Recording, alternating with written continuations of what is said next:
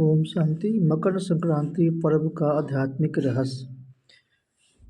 सनातन धर्म के प्रमुख त्योहारों में मकर संक्रांति पर्व का एक महत्वपूर्ण स्थान है। इस दिन सूर्य धनु राशि चक्र से बाहर निकलकर मकर राशि में प्रवेश करता है और उत्तर की ओर प्रयाण करता है।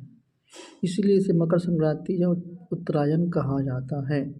उत्तरायण में देवताओं का अयन होता है। इस अवधि को देवताओं का दिन माना जाता है और दक्षिणायन अवधि देवताओं की रात मानी जाती है। इन दिनों में अगर हम आत्माएं ज्योति बिंदु स्वरूप शिव परमात्मा को याद करेंगे तो सही मायने में मकर संक्रांति मनाना होगा और हम देव पद को प्राप्त कर सकते हैं। भारत में यह त्यौहार अलग अलग नामों से और अलग अलग तरीकों से मनाया जाता है।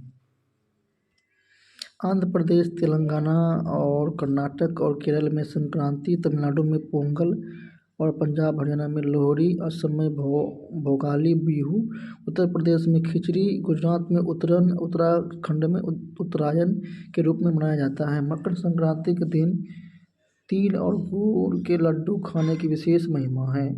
तिल और गुड़ का भी रहस्य है। तिल ऊपर से काला होता है और अंदर की ओर सफ़ेद व मीठी महक वाला होता है। काला तिल हमें यह संदेश देता है कि भगवान की बाहर चाहे हमारी शारीरिक बनावट कैसी भी हो, लेकिन अंदर हम उजले और पवित्र रहेंगे तो सभी को पसंद आएंगे। जब हम तिल को मसलते हैं तो बाहर का काला छिलका निकल जाता है और तिल सफ़ेद हो जाता है। आध्यात्मिक ज्ञान के परिप्रेक्ष्य में हम सभी अति सूक्ष्म आत्माएं तिल समान हैं, जो विकारों के प्रभाव में काली और तमोगुनी बन गई है। आध्यात्मिक ज्ञान और योग के अभ्यास से, जो कि तिल रगड़ने के बराबर है, आत्मा सफ़ेद तिल के समान शुद्ध और पवित्र बन जाएगी। गुड़ खाने का रहस्य है कि हमें गुड़ के समान मीठा बनना चाहिए।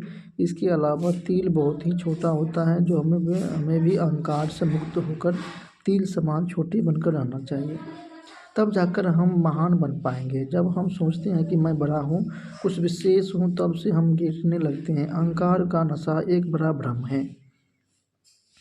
इस दिन हम बहुत पतंगबाजी करते हैं। हमारा मन भी एक पतंग की तरह है जो हमेशा उड़ता रहता है। जो आज के दिन स्थूल पतंग के साथ साथ हमें अपने मन रूपी पतंग को भी उड़ाकर परमात्मा से जोड़ना चाहिए और परमानंद व अतीन्द्रिय सुख का अनुभव करना चाहिए। जिस तरह हम पतंग काटने का आनंद लेते हैं, वैसे इस पवित्र दिन पर हम अपने नकारात्मक विचारों और विकारों को काटेंगे तो जीवन का आनंद हमेशा के लिए ले सकते हैं। मकर संक्रांति के दिन नदियों के संगम पर स्नान करने का भी बहुत महत्व है। यदि हम वर्तमान संगम युग के समय परमात्मा शिव द्वारा प्रदान किए जा रहे दिव्य ज्ञान रूपी नदी में ज्ञान स्नान करते हैं तो आत्मा को पापों से मुक्त कर सकेंगे और खोए हुए देवत्व को पुनः प्राप्त कर सकेंगे। इस दिन दान करने की भी बहुत महिमा है, लेकिन स्थूल वस्तुओं के दान के साथ हम परमात्मा को दिए हुए ज्ञान का भी दान करके किसी का जीवन बनाएंगे तो ये पवित्र पर्व सही मायने में मनाया जा सकेगा।